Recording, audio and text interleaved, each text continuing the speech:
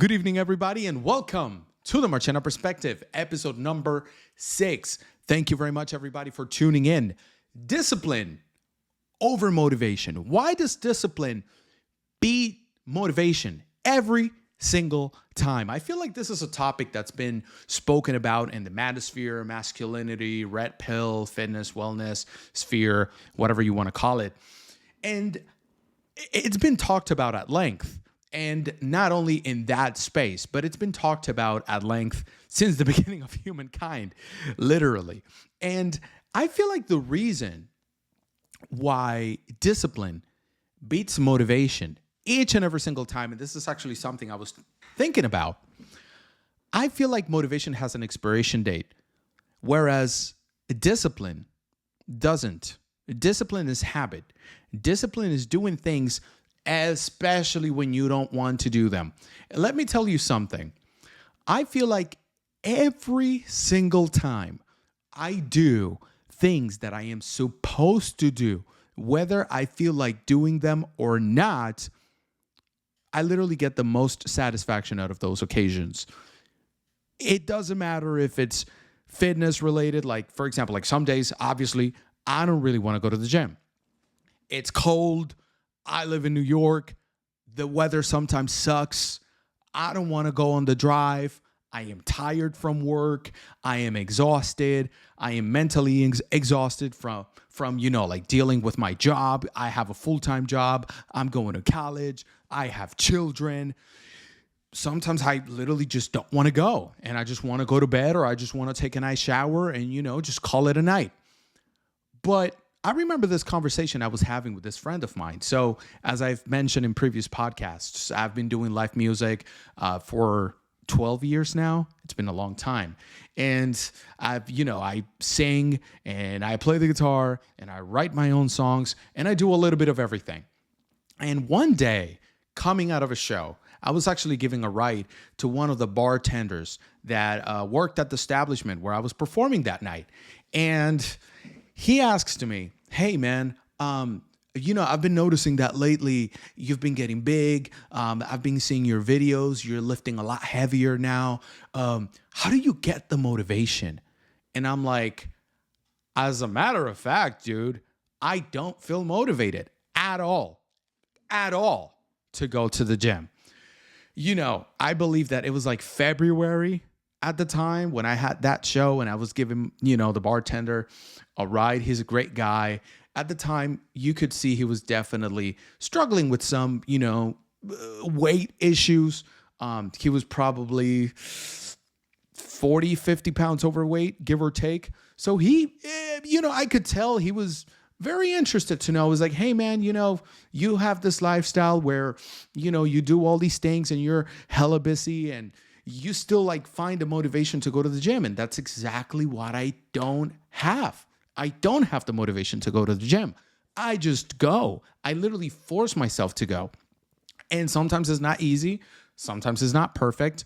Sometimes the workouts are less than optimal. And sometimes my eating, it's less than optimal. And sometimes my sleep sucks.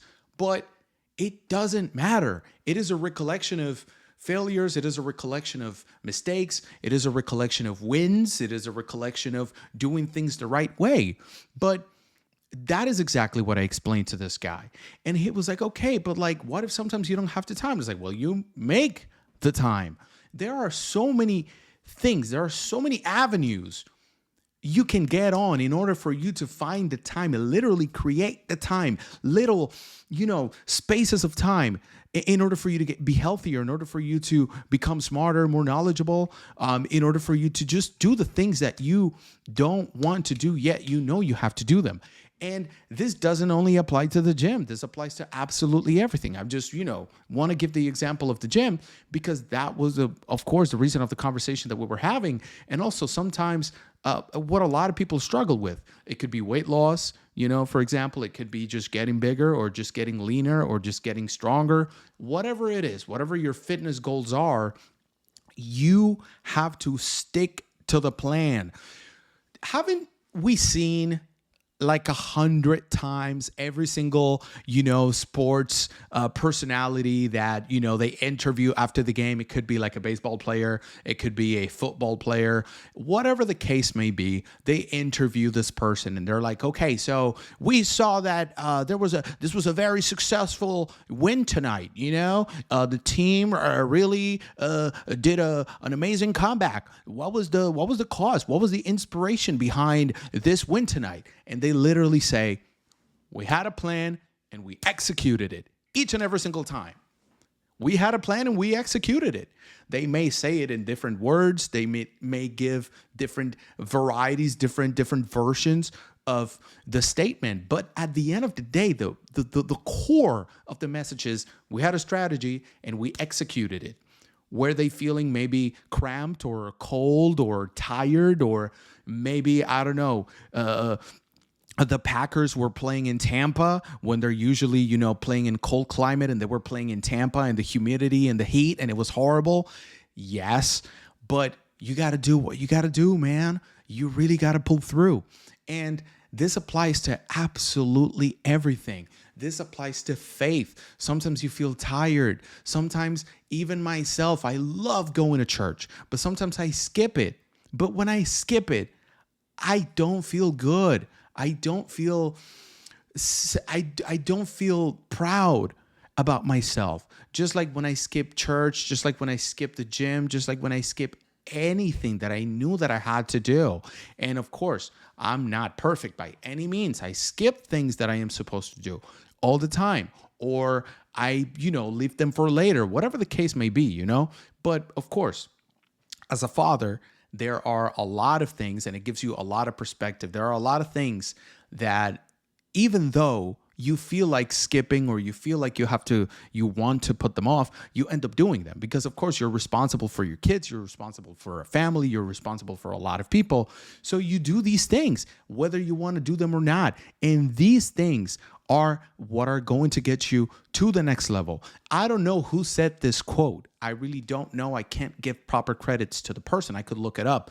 But just for the sake of the video and for the sake of the topic that we're talking about, I saw a quote a couple of months ago that said, the person that you want to become is at the other side of your excuses.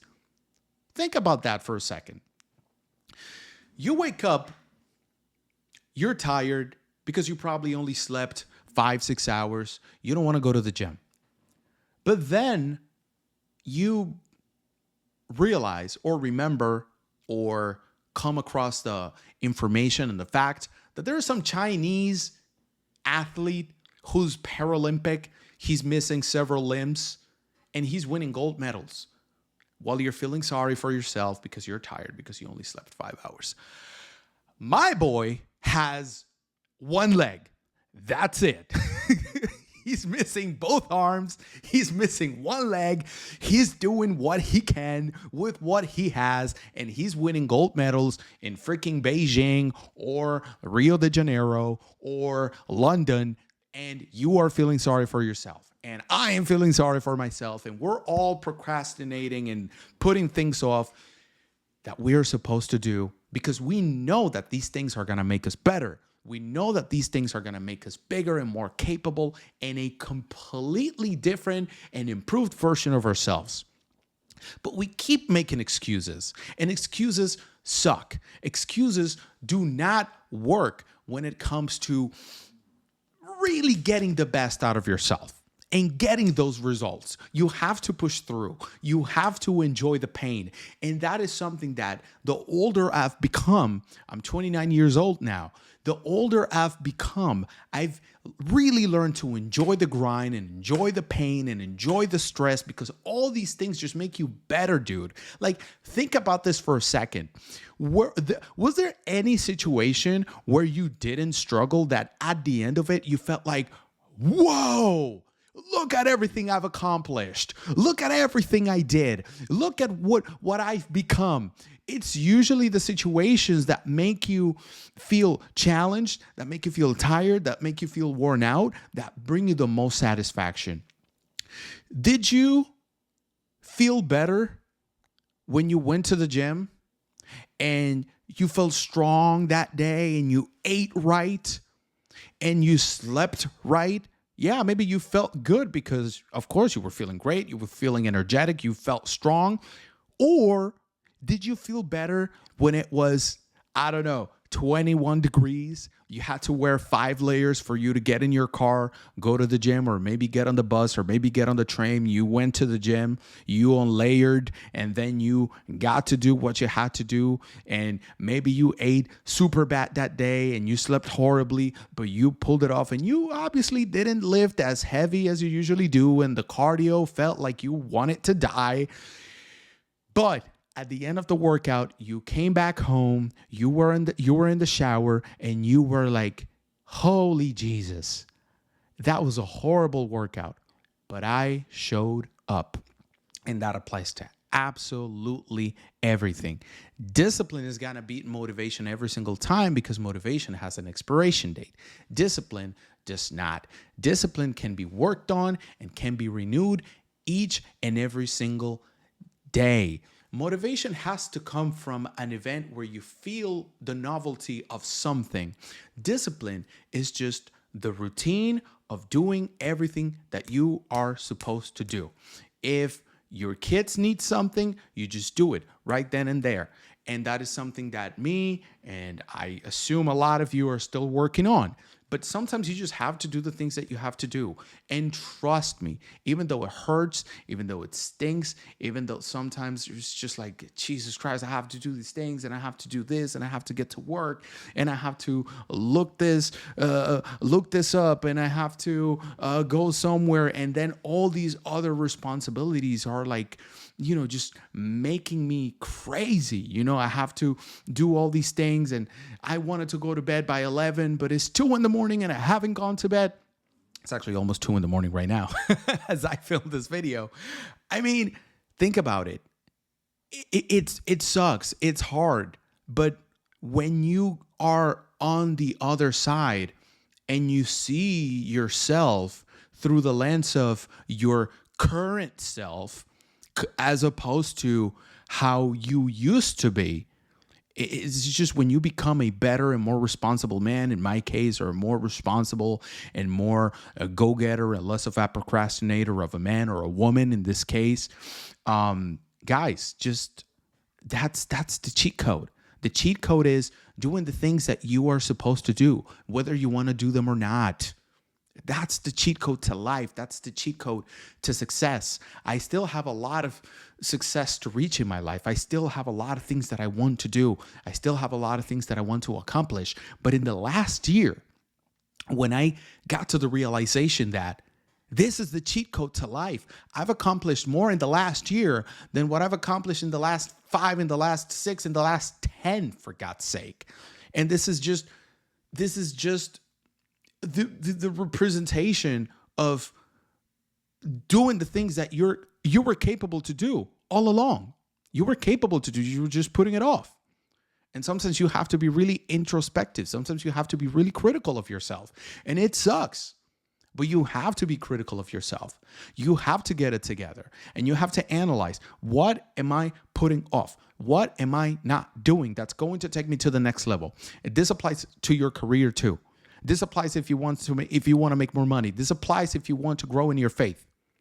I'm actually on all of those paths right now. I want to strengthen my faith. I want to become a better Christian. I want to become a better Catholic. I want my marriage and I want me as a father to be better, and I want me as a husband to also be better, and I want me as a son and as a older brother. I'm actually the oldest of 4. So I want all the facets. I want all the aspects. I want all the different faces and all the different hats that I wear to be a better and more improved version of myself, of who I used to be.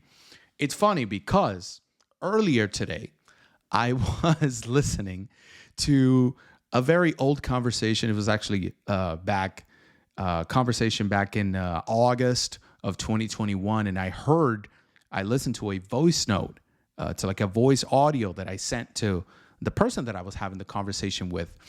And it is crazy how different I spoke back then, just 4 years ago, how different I spoke, how insecure and not very well spoken I sounded.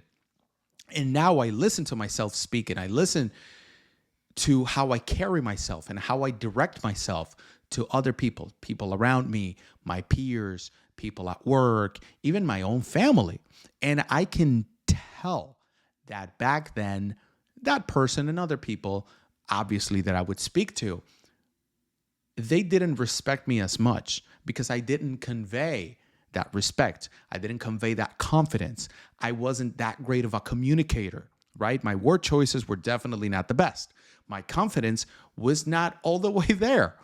However, now that I've listened to how I speak and I carry myself and I direct myself to a lot of other people in all the different circles, all the different social circles that I frequent, I find myself creating better and deeper relationships. I find myself conveying a lot more respect. I find myself being reached out to by a lot of my peers in church and at work and even family members. They just perceive myself differently to a higher standard. But that had to start with me. I had to perceive myself to a higher standard. And I had to understand that I had to become a better communicator, a more confident version of myself, a better speaker, a better worker, a better professional. And I had to let go of incredibly bad habits that I used to have, which we'll definitely gonna talk about in future videos. And I had to there had to be a death of the ego within myself that would make me put off things. Because at the end of the day, when you put off things, when you procrastinate, when you leave things for later, not only you're not being disciplined, not only you're being lazy, but you're also disrespecting yourself. Effectively, this is what you're doing. You're disrespecting yourself. You're disrespecting the results that you can accomplish by just doing what you're supposed to do.